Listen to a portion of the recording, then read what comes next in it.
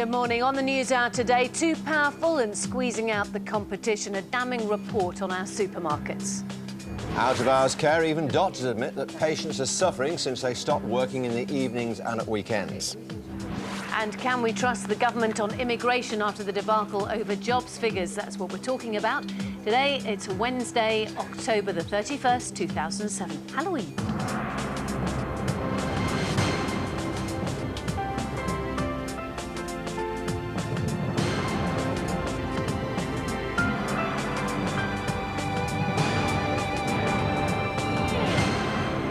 Hello, good morning. You're watching the News Hour. It's just gone 6 o'clock. Also this morning, kicking out foreign criminals as a judge refuses to deport a serial offender for fear of infringing his human rights.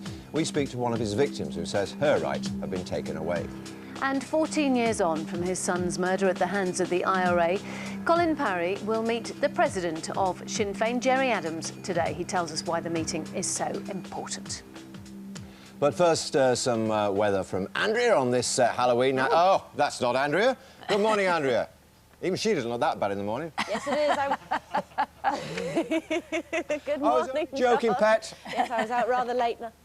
There's no makeup here. The facilities are terrible. Good morning, I'm in Tully's Farm in West Sussex, just near Crawley this morning, and we're going to show you just what they do to make Halloween extra scary. It's going to be a good place to come tonight. We're also going to be telling you what the weather is going to be like for Halloween tonight. For this moment, let's tell you what it's like for this morning.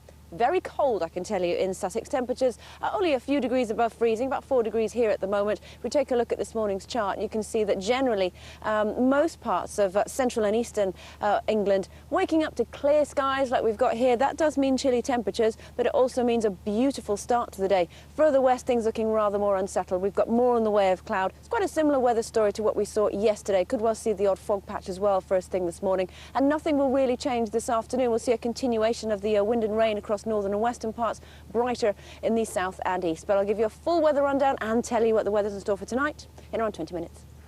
Andrea, thanks very much. Our top story today, Britain's biggest supermarkets are expected to be criticised by the Competition Commission this morning for using the planning laws to dominate local markets. It's also expected to call for an independent ombudsman to monitor the way they deal with suppliers. Cordelia Kretschmar is in Norfolk for us. Cordelia.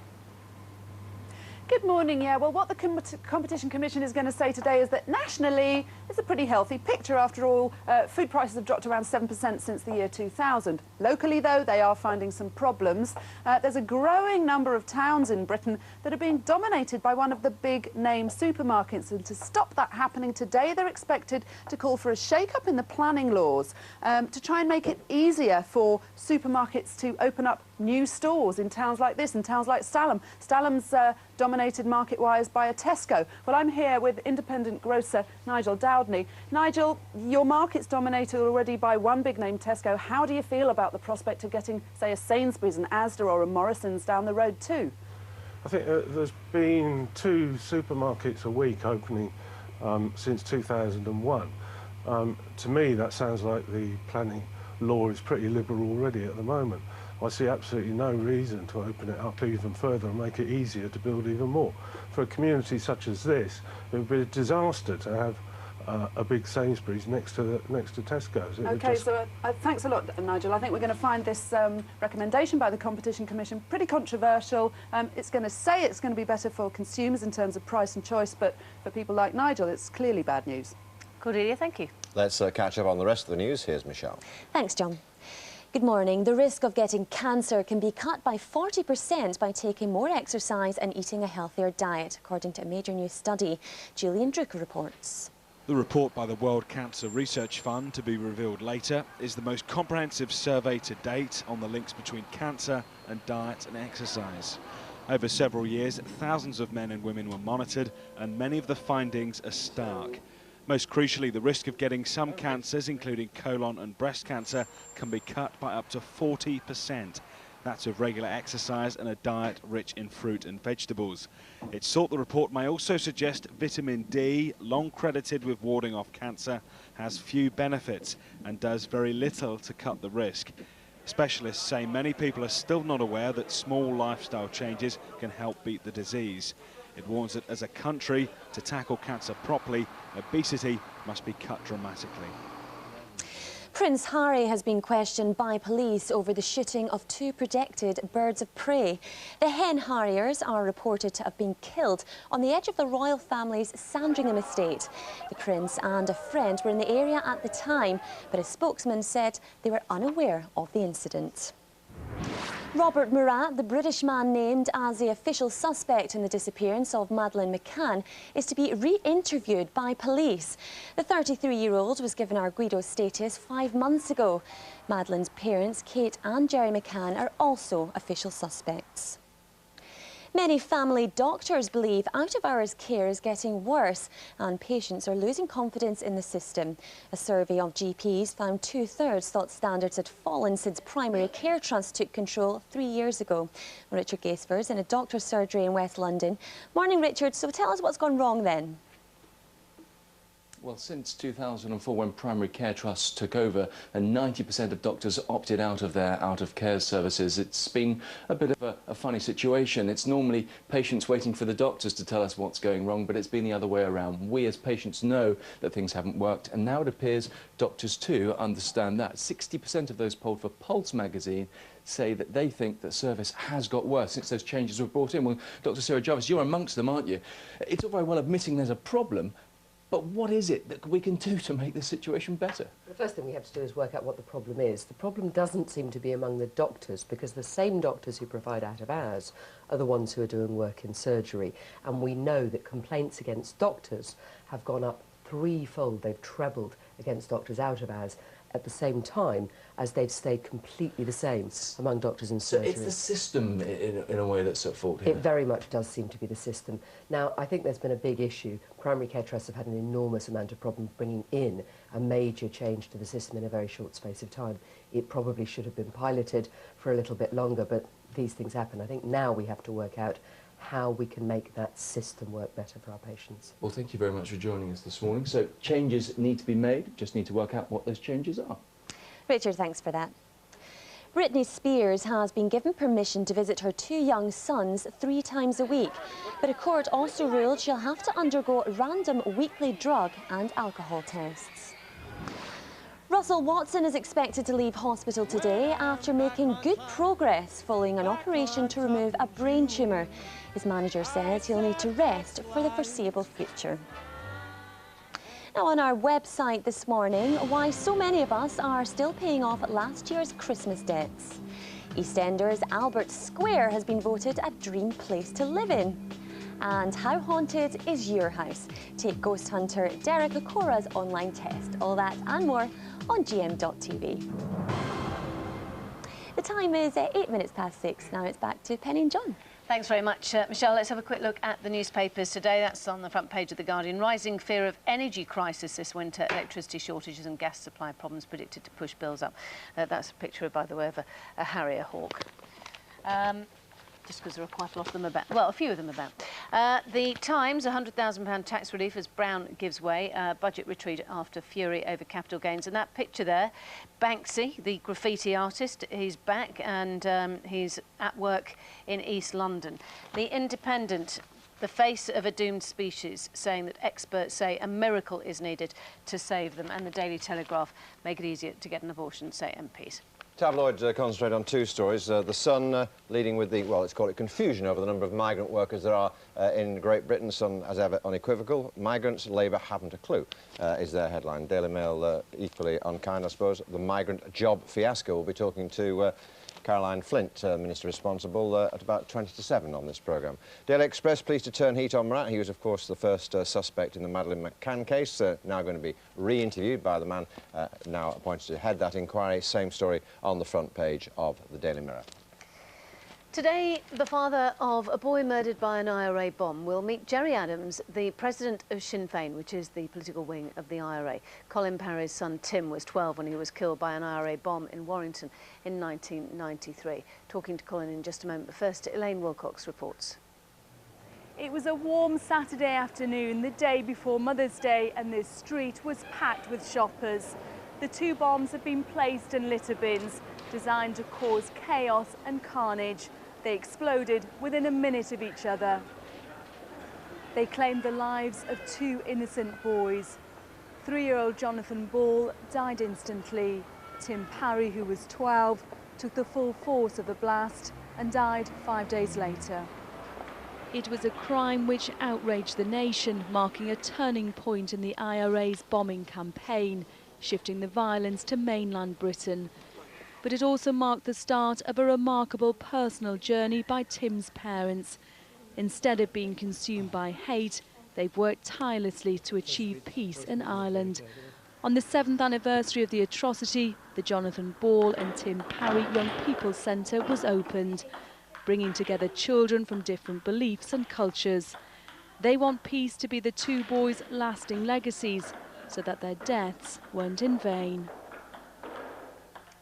And as you saw, Colin Parry is with us now. Good morning. Now, as we saw from that, you've already met one member of the former member of the IRA, Martin McGuinness. Today you're meeting Gerry Adams. Why? Well, if you remember back in '93, the Troubles had already been going on for about 25 years, and in the 13, 14 years since 1993, if you add it all together, throughout the whole of that time, for me, Gerry Adams epitomised the face of Sinn Féin and the IRA. I mean, he was always the spokesman, along with Martin McGuinness, for the organisation. Whether he was or was not an active IRA member, I don't know.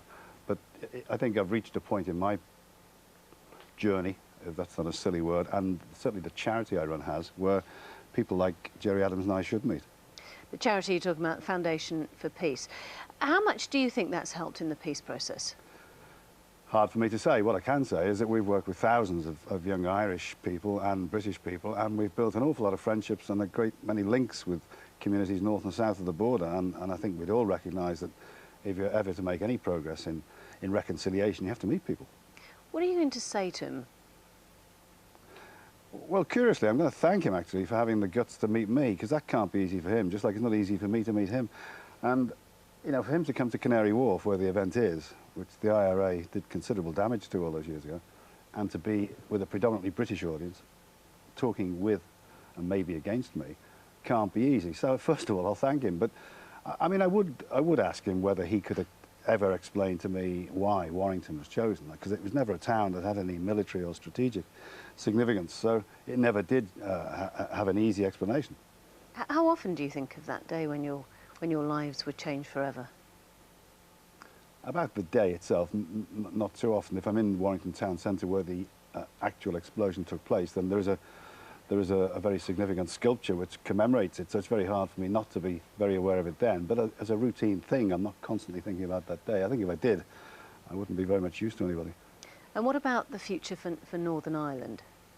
Well, touch wood, it's looking good. I mean, I was as impressed as probably you were when we saw Gerry Adams and Ian Paisley sitting together and actually smiling. I mean, who would have ever imagined that? So the very fact that they're now sharing government is a hell of a step, and I think the future looks bright for Northern Ireland. And I should imagine a lot of it to do with you and your wife and all the things that you've done since Tim and Jonathan were killed. Thank you very much, Colin Parry, for coming in this morning. Time now 30 minutes past 6. A senior judge has allowed a convicted sex attacker from Sierra Leone to stay here in Britain despite the high possibility he may attack again.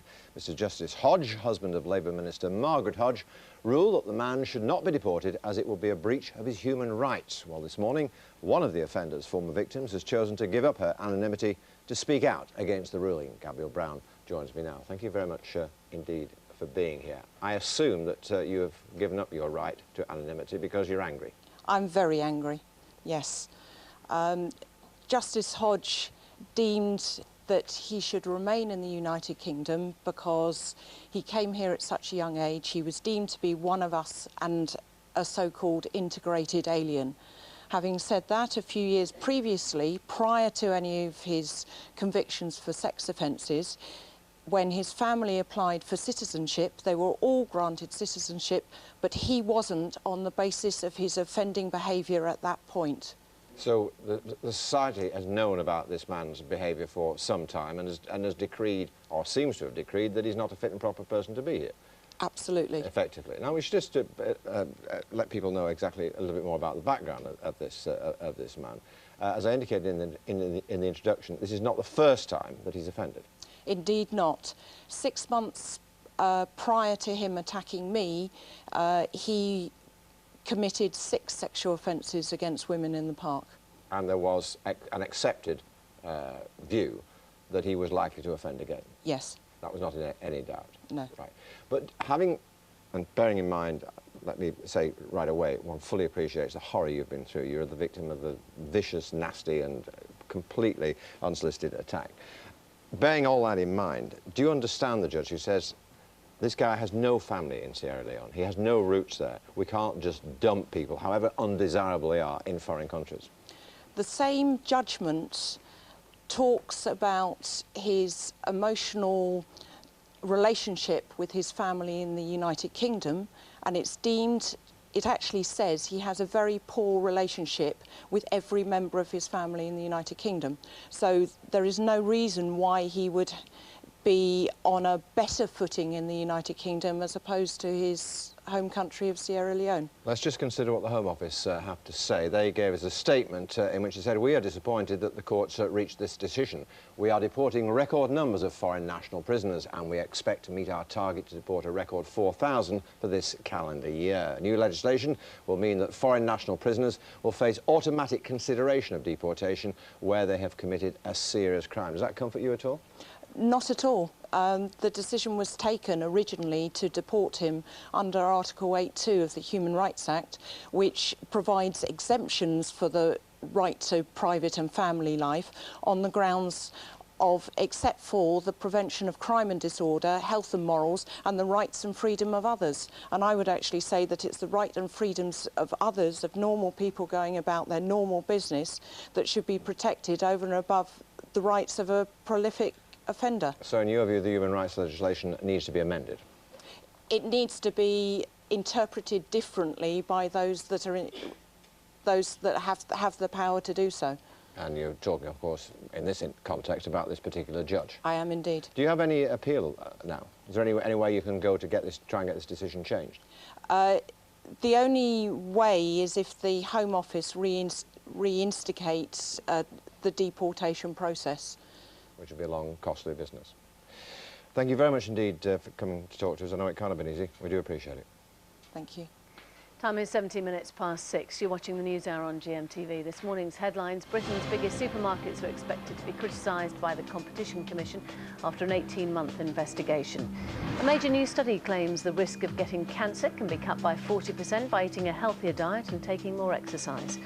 And Prince Harry's being questioned by police over the shooting of 2 protected birds of prey. He's denied any knowledge of the incident. Now, the visiting Saudi monarch, King Abdullah, is expected to be challenged by the Tory leader David Cameron today over extremist literature found in British mosques. That's according to today's Times newspaper. An investigation found Saudi-produced material in mosques across Britain preaching hatred for non-Muslims and the suppression of women. Meanwhile, in a speech today, the community's Secretary Hazel Blears will warn young Muslims against extremist propaganda and attempts to radicalise them. We're joined now by Halima Hussain from the Muslim Public Affairs Committee. Good morning. Many people will wonder why it's taken a visit by King Abdullah to actually have this issue brought up. I mean, I can understand that, it's taken... This is an issue that a lot of young Muslims, a lot of people, are concerned about. I mean, really, I think it comes down to, if we're looking at mosques today, looking at the leadership of mosques, and looking at who runs the British mosques today and whose voice is being spoken and who's really being represented. And why don't the mosques ban this literature? I think it's a case of, I think one issue is complacency, the idea that, mosque leaders are out of touch, there's not much money around, and so literature, it's cheap, it's freely available, and it often finds its way into British mosques. So you're saying that they don't necessarily know what's in them? Yeah, I mean, often it's just a case of it's not even been checked, literature's not even been looked at. It's right. just They just put it into the library and that's often it. It's one of those things. But again, it's an issue of this kind of exported Islamic kind of ideology from Saudi Arabia being exported into Britain, into British mosques. And you almost can see the correlation between what's going on in Saudi Arabia, this totalitarian oppressive regime. When you look at British mosques today, women aren't represented, young people aren't represented, and it's almost as if, we're seeing this kind of mimicking going on because they're looking to Saudi Arabia for their kind of their leadership. I suppose the big question is how widespread are the views that are in this literature within the Muslim community here? I mean, for example, we're talking about killing of gays, Jews spreading vicing, unbelievers as second-class citizens, for example. I think, I mean, if you look, the average Muslim is a law-abiding citizen who gets on with his job, who is kind to his neighbours, who gets on with his daily life. And it's an issue of, you know, these things being, you know, this literature is available. I mean, it's available everywhere. It's available in the West. It's available, you know, in Britain today. But I mean, I think simply because literature might be found doesn't necessarily mean that those views are being held by, you know, every Muslim on the street. I mean, that's certainly not the case. The Community Secretary, Hazel Blears, she wants young Muslims and in particular Muslim women to stand up against extremism. What do you think's needed? I know we haven't got a huge amount of time, but what do you think would really help? I just think in terms of mosque leadership, in terms of women, Muslim women should empower themselves to engage in local mosques, to engage in local Muslim institutions, and just have their voices heard. Halima Hussein, thank you very much. Time now, 21 minutes past 6. A question for you. Do the big supermarkets have too much power, ripping off their suppliers and buying up land to stop other shops competing with them? Well, an 18-month inquiry into these issues by the Competition Commission reports back today and is expected to call for big changes. Cordelia Kreshmar has this. They call them Tesco towns, towns where 50 pence in every pound spent on food is spent in Tesco. Towns like Stalham in Norfolk, where Tesco's got a virtual stranglehold on the local purse. Why do you choose Tesco's? Well, it's the only one around this area, isn't it? So that's the only place we can go. But with the price of food down 7% since the year 2000, why should we care about what they're calling a Tescopoly? Well, just this week, one of Norfolk's last independent petrol stations closed its pumps after 50 years and switched to selling cars. Then there's the issue of land ownership. Some time ago, Tesco bought this plot of land just over the road from their store, but they've done nothing with it yet. That means none of its rivals have been able to set up shop here. Good for Tesco's, but is it good for Stalham? Everywhere you go is Tesco's, Tesco's. And also I don't think it's fair on little shops like in the high street here. A lot of them are shut down. And then there's the issue of supply. This fishmonger's just lost the trout supplier they've used for the last 25 years, so they're all out of trout. Tesco's are taking the monopoly on their catch, so we're unable to now get any sea trout from them. Upsetting. So that's put us in quite a muddle, yes. Tesco claims that every little helps. But some people in this part of Norfolk say you can have too much of a good thing. Well, Tesco said they wouldn't comment before the report comes out later this morning, but their boss, Sir Terry Leahy, says in the Sun newspaper this morning that any changes would penalise a British success story. Well, Stephen Allambritis joins us now. He's from the Federation of Small Businesses. Some would say, you know, Tesco's and Sir Terry have got it right here. The best regulator in the business is the customer. The customer decides where they want to shop, and most people, or certainly lots of people, want to go to a big supermarket where they can park their car and do the whole shop in one fell swoop. Yes, we don't deny that Tesco and the other supermarkets are cleaner, safer, cheap. You can buy all your goods in one fell swoop, 400, 500 pounds worth, but we need to consider as we grow older and we haven't got that ability, we want to go round to the corner shop and it's not there. So we need to look at the long term as well.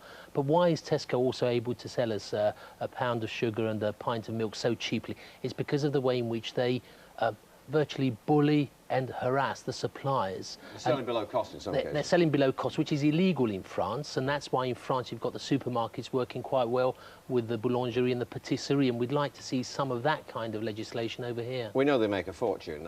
What is it? I got it. Horrendous profit, amazing profit. But, you know, they're not running a charity at the end of the day. And small shopkeepers who diversify do well. Delis are doing well. There's a resurgence of delis. So, you know, they're not eliminating all opposition, are they? No, they're not. But at the current latest count, 2,000 small shops a year are closing down simply because this fierce competition. Also, as your programme showed, they're holding on to land to ensure no one else goes there. And the way in which they buy the goods from the farmer so cheaply for themselves. They don't actually tell us that, and a lot of the consumer, a lot of the public out there believe that it's Tesco's, through their own kind heart, that are giving us these goods so cheaply. So we need to think about the supplier as well. This report out today would indicate, or there are indications that this report out today is going to change some of the legislation regarding the purchase of land, etc., which is good news from your point of view. On the other hand, the bad news is that I think they call it the needs test, which applies at the moment, where a chain has to demonstrate that the local community needs a big supermarket. That's going to go away to open it up to competition from all sorts of people. We could finish up with more supermarkets as a result of this report, couldn't we? We might get more smaller supermarkets or other supermarkets in competition to the big four, which would be no bad thing. But also, today's report will introduce an ombudsman to control the relationship between the supermarkets and the suppliers. I think we've moved on in terms of this big debate about whether Tesco are bad or not. We know that they're bad with their suppliers, so we need to think of those dairy farmers, those producers, to make sure they get a fair crack of the whip when they're selling their goods to the likes of Tesco. OK, Steve, we should point out that this report isn't just about Tesco, it's about all four of the big supermarkets, and we did invite all four of them involved in this investigation onto the programme. Tesco's, Sainsbury's, Asda and Morrison's all declined and refused to comment ahead of the report, which is being published, what, about 35 minutes' time at 7 o'clock this morning. Thank you, Stephen. Good to see you. Thank you. 6:26, just a few hours now before Andrea follows me and turns into a pumpkin. Andrea. Been doing that for years, Penny. Always follow whatever you do. I'm here in West Sussex this morning. I'm just outside Crawley. It's a place called Tully's Farm. Basically, we're here because of Halloween. It's been growing in popularity over the past few years or so. Obviously, it's much bigger in America, but even here, they're kind of starting to get into it. In Tully's Farm, they sort of throw themselves into it rather enthusiastically. We've asked for some people to come. Oh my God! Let's take a look at the weather. Oh my God!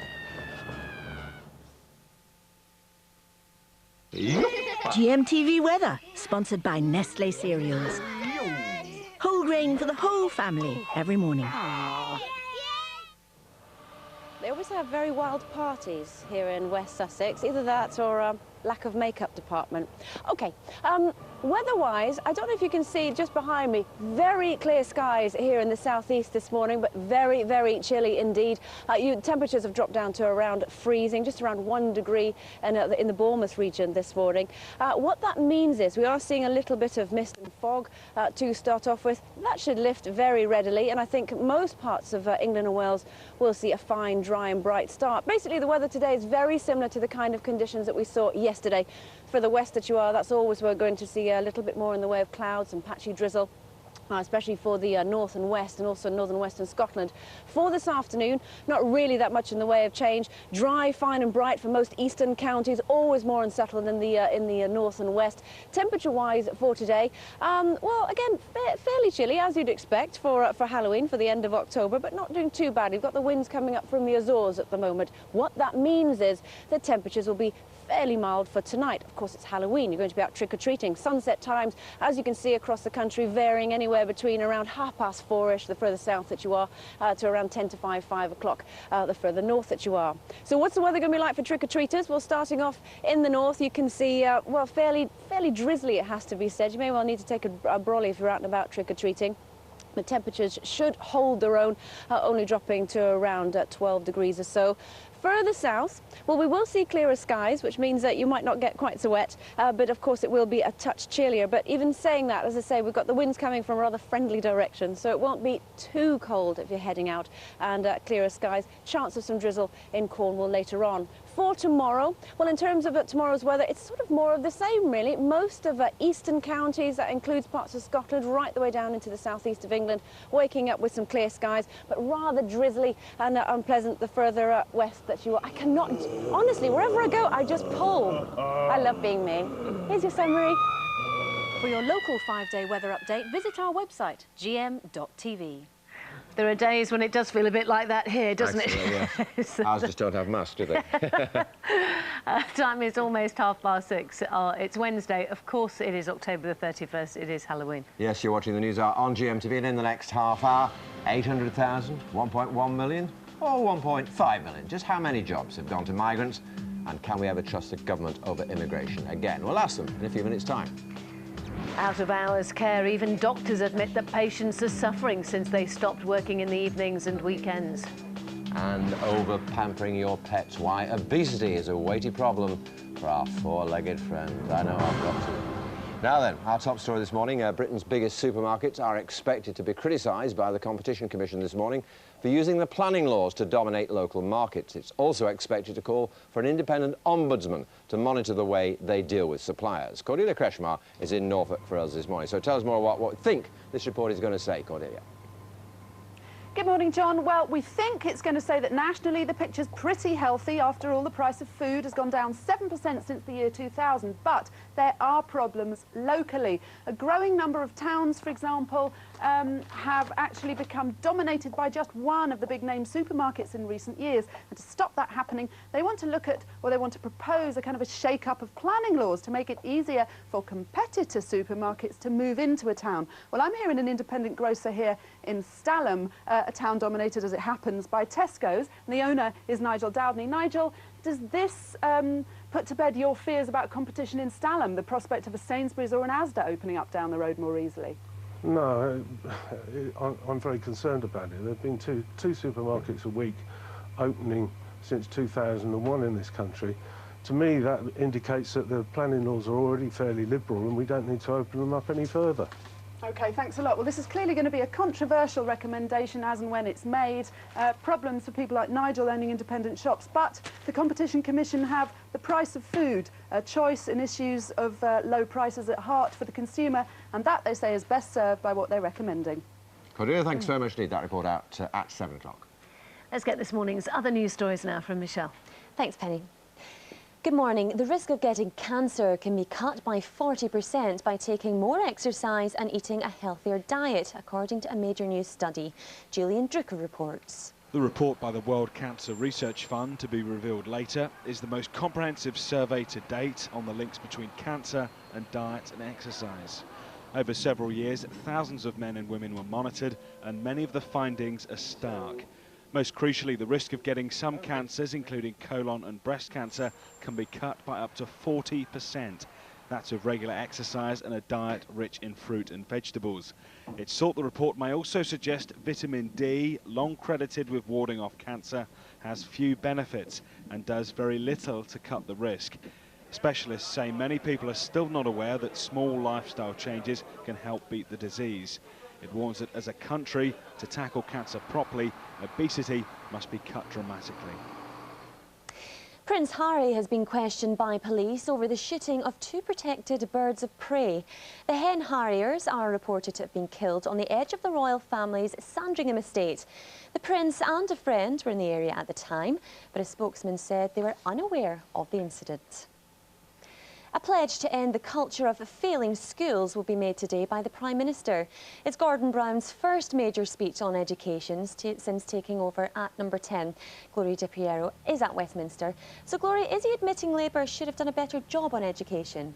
Michelle, he'll say that lots of progress has been made, but lots more needs to be done. And he'll say that he wants to see all schools getting 30% at least of their pupils getting 5 good GCSEs, including maths and English. And those schools that haven't achieved that within 5 years' time, he believes should be closed down. He'll also call on parents to get more involved in a child's education, saying that the biggest single factor to how well a child is at school is how much of an interest mums and dads take in their education. So he will call on schools to do more to encourage mums and dads to get involved. Now, he'll be talking to us in that about more details of those proposals just after 7, and we'll be asking, yes, despite the improvements, why still, after 10 years of a Labour government, 54% of school leavers still leave school without getting a good GCSE grade, A to C in English and maths. Gloria, thanks for that. Many family doctors believe out-of-hours care is getting worse and patients are losing confidence in the system. A report of GPs found 2/3 thought standards had fallen since primary care trusts took control 3 years ago. Robert Murat, the British man named as an official suspect in the disappearance of Madeleine McCann, is to be re-interviewed by police. Madeleine's parents, Kate and Jerry McCann, are also official suspects. MRSA hotspots such as door handles and lockers are being missed by hospital cleaners, according to a leading microbiologist. Dr. Stephanie Dancer says too much time is spent blitzing areas like floors rather than cleaning objects like the ones that people touch. Security forces are on high alert in Spain ahead of the verdict today in the Madrid train bombings trial. 191 people died and 1,500 were injured after the bomb attacks on 4 commuter trains. 28 people face charges, including murder and conspiracy to commit a terrorist attack. Russell Watson is expected to leave hospital today after making good progress following an operation to remove a brain tumour. His manager says he'll need rest for this foreseeable future. Britney Spears has been given permission to visit her 2 young sons 3 times a week, but a court also ruled she'll have to undergo random weekly drug and alcohol tests. Now, on our website this morning, why so many of us are still paying off last year's Christmas debts. EastEnders Albert Square has been voted a dream place to live in. And how haunted is your house? Take ghost hunter Derek Akora's online test. All that and more on GM.TV. Now, there was glitz, glamour and lots of stiff hair in London's West End last night to mark the opening of one of Broadway's most popular shows, Hairspray. Many celebrities turned up completely lacquered. I have used a whole tin of hairspray today on my hair. There's not much hair here, so one has to use a little bit of hairspray just to keep it up. I don't use any hairspray. That's just as it is. The time is 6:36. John and Penny back in just a couple of minutes, right after what's happening where you are.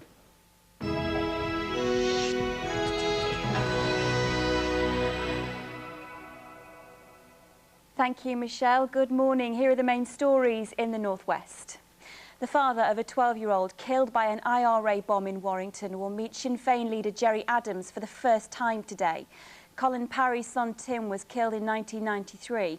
Mr Parry and Mr Adams will share a platform this evening to mark the progress of the peace process in Northern Ireland. Mr Parry says he's not expecting any apologies. So, I mean, when I met McGuinness some years ago, he voluntarily offered his apologies and said it shouldn't have happened. But frankly, those apologies were meaningless. And if Gerry Adams were to say the same thing to me, I would be unable to feel any differently about what happened because of that. A 15-year-old boy has died after being involved in an accident with a bus in Liverpool. It happened on Mather Avenue in the Walton area just after 7:30 last night. Police were in the area at the time and the matter has been voluntarily referred to the Independent Police Complaints Commission.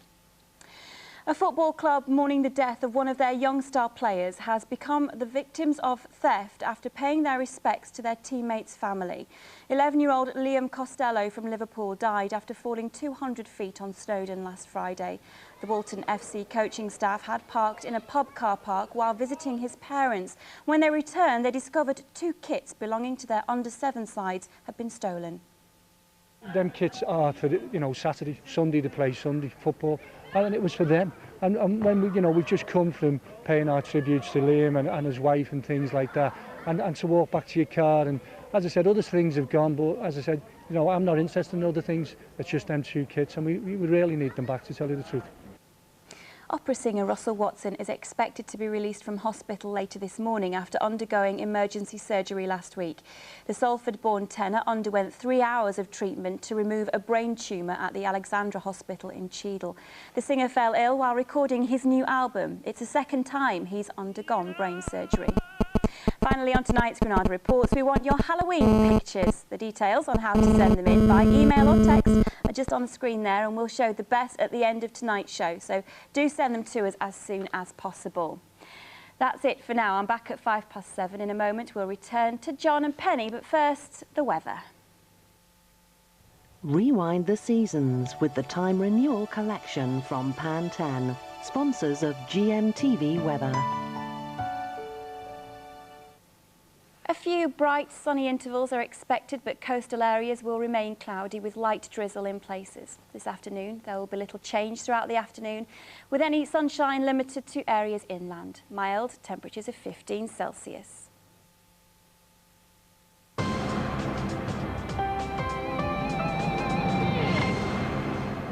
It's almost 20 to 7 and we're going to have a quick look at the papers, and first, an R story. Very R. This is Bill and Jessie, and they've been together for 78 years. And look, that's them when they were 2, holding hands, and they're still holding hands so many years later. There we go, next door neighbours in Margate. It does, warms the cockles. Congratulations to the two of you. The Guardian, rising fear of energy crisis this winter, and the picture of one of these Harriers that Prince Harry is being quizzed over possibly shooting. The Independent, the face of a doomed species, saying experts say miracles needed to save the Indian tiger. The Daily Express and the Mirror both going on that story. The Madeleine McCann story, police to turn heat on Murat. His story doesn't add up, and the same on the front page of the Mirror. Two of the tabloids are concentrating on the, let's say, call it confusion over the number of migrant workers here in the UK. The migrant jobs fiasco is a headline in the Mail. The Sun, less generous. Migrants, Labour haven't a clue. Well, they are the government that pledged British jobs for British workers, but that's been seriously undermined with the news that more than half of the new jobs created since 1997 have gone to foreign workers. Earlier this week, the Work and Pensions Secretary, Peter Hain, said 2.7 million jobs have been created under Labour, and of them, only 800,000 had gone to migrants. But then Mr Hain revised the figure to 1.1 million. Then, a figure from the government's own Office of National Statistics, but it even higher at 1.5 million. We're joined now by the Shadow Work and Pensions Secretary, Chris Grayling, and the Employment Minister, Caroline Flint. Good to see you both. Thanks for getting up to talk to us. Caroline, a usually embarrassing episode for the government, and something that looks like a cover-up that went wrong, was it? Certainly wasn't a cover-up. The original figure of 800,000, which is foreign nationals who've come into new jobs since 1997, was, we found, to be incorrect. And as soon as we discovered that, we wanted to have a look at the statistics, make sure we got it right. And that's why we came to the 1.1 million, which we were very upfront about. I have to say, what is confusing about this is when you get figures that aren't representative. So the 1.5 million does include foreign nationals, but it also includes people who were born abroad but actually are UK nationals. And I think, you know, it's really important in this debate, because I know it raises issues for people, but it's very important that when we're using statistics, we're talking about the same people, and 1.5 million it's just isn't unfortunate the same about you didn't get them right. Well, no, we did. So it's a good old-fashioned cock-up, nothing more. Well, yes, it's a statistical mistake, but the reason it matters is that the wave of people who've come into the country in the last few years to work here are creating big problems in the area of housing, for public services, for local authorities who are trying to plan what they do locally. They get money based on the number of people who are supposed to be in their areas. If ministers don't really know how many people are here, and there are still even doubts about the figures we know now, they don't include, for example, people in temporary accommodation, people who have only recently arrived in the UK, and Labour's own Frank Field is now saying the figure could be as high as 1.6 million. He said these are based on 2003, they're out of date. Let's just say the figures for a minute. Let's just put the point you made by the Sun front page this morning, Claire. The fact of the matter is, you haven't the faintest idea how many migrant workers there are in this country, because there's probably hundreds now in Peterborough, Slough, Oldham, Barnsley, all over the place. You haven't a clue who are here. Well, we do have the statistics which help us make those estimates, and I have to say they're the same basis that of statistics we used under previous Conservative governments as well. We are also introducing ID cards for foreign nationals from next year's. We are going to be counting people in and counting that, and including for those who come on the workers' permits, setting a limit. As of now, I'm sorry, talking about that. As of now, you must admit, you don't know how many migrant workers there are in this country. You could not reliably, honestly, put your hand on your heart and tell me. What we do know, John, is that 29.1 million people are in work in this country. We're not dealing with the mass unemployment of the 80s and 90s, where over 3 million were unemployed.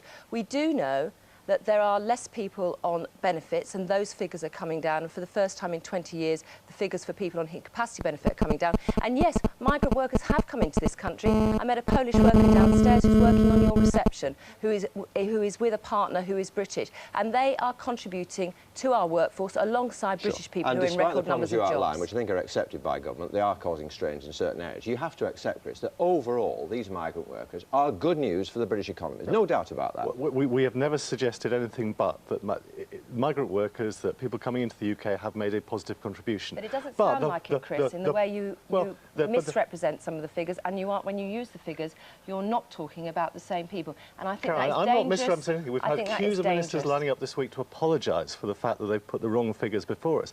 But the hard reality is we have higher youth unemployment in this country than we did 10 years ago. We have 1.2 million people between 16 and 24 who are not good work. the cause of that? We need to focus on getting those young people back into work. And you know, if we did that, we would not need to have such an influx of migrant workers into the UK. One other point, and this is another... It's a very dangerous issue when you start mixing up different issues around unemployment and you connect migrant workers to issues about young people.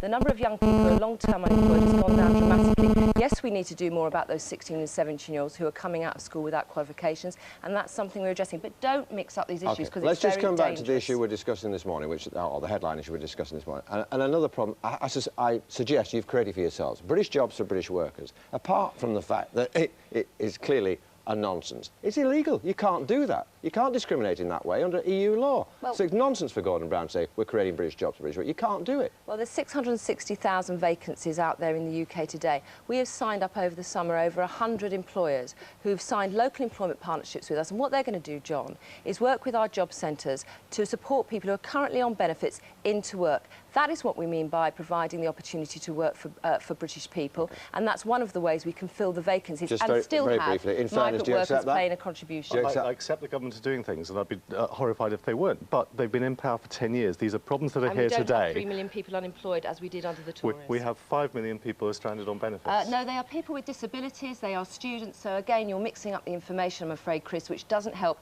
in the terms of your leader having a sensible debate. There we've got to leave. I regret to say. It's a fascinating debate. Love to know what people at home think about it all. Thank you both very much, Steve, for coming to talk to us this morning. Thank you, Chris. Time is 7:15. Doctors will admit today that since being able to opt out of working evenings and weekends, standards of out-of-hours patient care have deteriorated. A new poll in Pulse magazine finds that 60% of GPs think care's got worse, and half say they often have patients complain about the service. Well, Richard Gaisford's in a doctor's surgery in Hammersmith for us this morning. Richard. Yes, good morning, Penny. Well, it was back in 2004 that things changed in a health service, and for doctor surgeries like this, primary care trusts took over and GPs got new contracts, and it was all supposed to be good news for everyone, and for the GPs it certainly was. Many of them got pay rises because they had to offer more services. It meant that there were more GPs available for patients, and in general terms, most of us got a better deal during the day and during the working week, because there were more doctors to see. More stayed around in the service. They were leaving in large numbers before this new contract, and more have since been attracted to work as GPs. The big problem came, though, with the out-of-hours service. 90% of them decided to contract out of that. They didn't want to do those weekends and the overnight shifts, which were really draining on them, and meant that they weren't actually getting huge amounts of money for it. So not surprisingly, they said, don't worry, we'll leave that to someone else. And from the patient's point of view, very quickly everyone saw what was going wrong. There was no continuity of care. You never knew really who was going to turn up, when they were going to turn up, and what they were going to say. And records and reports weren't necessarily passed on, and in some cases tragic circumstances. So that really is the scheme and the system that needs to be changed. Thanks very much. Well, joining me now is Dr. David Colin Thorne, the National Director for Primary Care. Good morning to you. Good morning. Good morning. Do you accept that you've got this out-of-hours system wrong, letting GPs off the hook over working evenings and weekends? Now it's the patients who are suffering. No, I don't accept that. I accept that there are areas where service hasn't been so good, but generally patients are very satisfied with the survey. And we did have an independent assessment done last year by the National Audit Office, which showed that the vast majority of patients were very happy with the service, some extremely happy. No evidence that any safety issues could be related to out-of-hours services. And it's, after all, it's what GPs request to do because of the stresses of being on call 24 hours a day. And I think, as a result, we've produced, and the Audit Commission, the National Audit Office confirms this, one of the best out-of-hours services in Europe. So are you saying that doctors are lying then? Because just 1 in 10 doctors says that service has improved.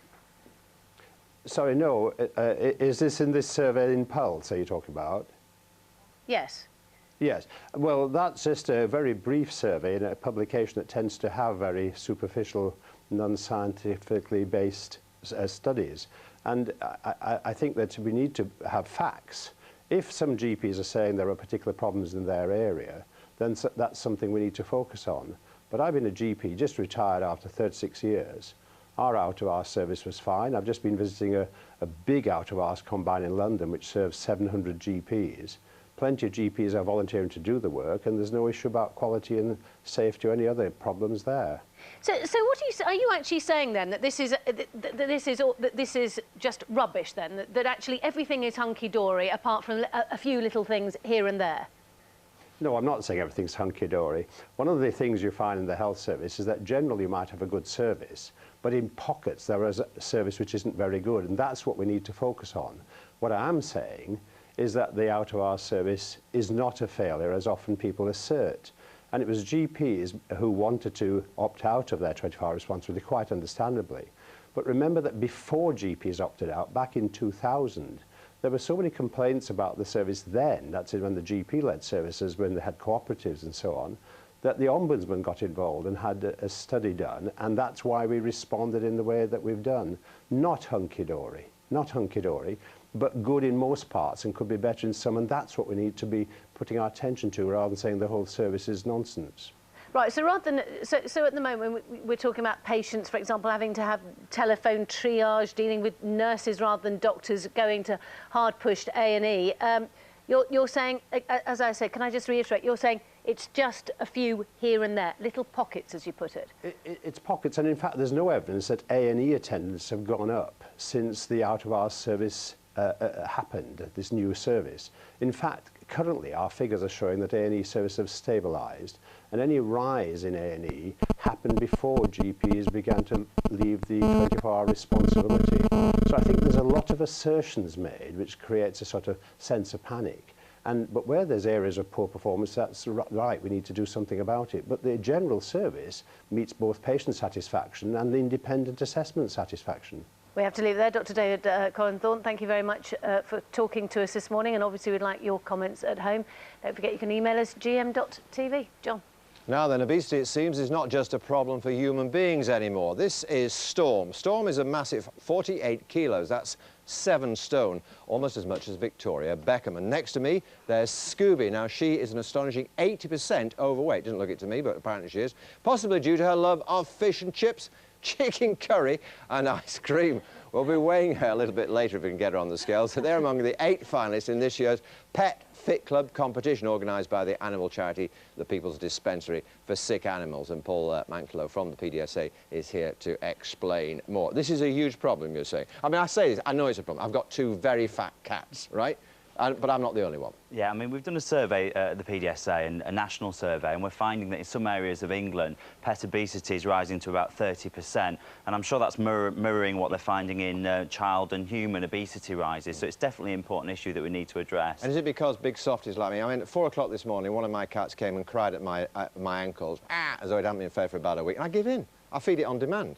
Absolutely, and pets are very intelligent. That's a learned behaviour. So your cats, you know, knows how to get treats and food out of you. So yeah, they're very clever, very clever. But also, it's a change in owners' lifestyles as well, and the different ways that we respond to our pets as well. Yeah. So I mean, why is he so big, Steve? Come on, honest, hand on heart. Hand on heart. He's overweight because I used to give him tidbits. I always used to cave in all the time. Yeah, what sort of tidbits? Leftovers from chips to chicken, anything like that. Does he do what my cats do? Does he sit by your side when you're having dinner? All the time, yes? and dribbles. And dribbles it too. I might not do that. So, like, can we see if Scooby will go on the weight machine? Let's see what she... And you can tell me... You see, I don't think she looks that overweight, but I'm assured by the authorities that she is. Now, why do you think, Jenny, that she... What is she now? In... Stay. What's that say? 2 stone... 6 pounds, 2 stone, 6 pounds. Is that what you thought?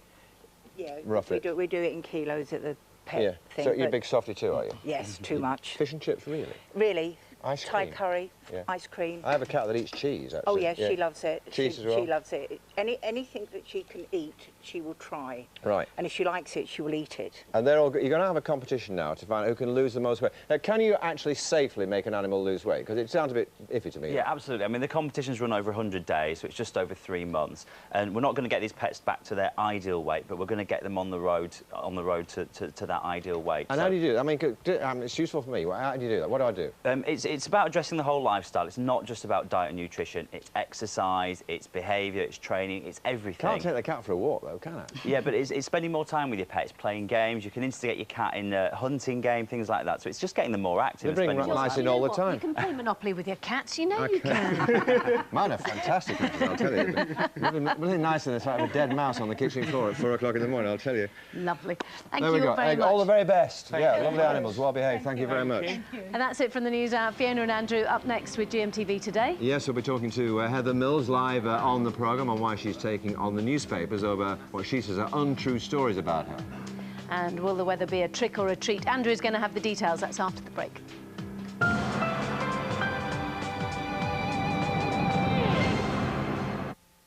The stage is set to celebrate 12 months in television.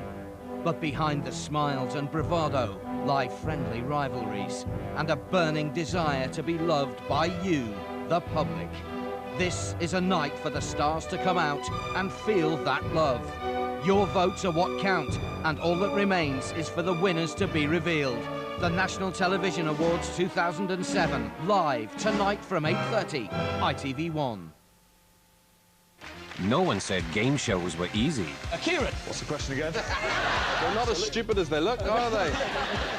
But with Vernon on hand, nothing can go wrong. I am going to play with my wife.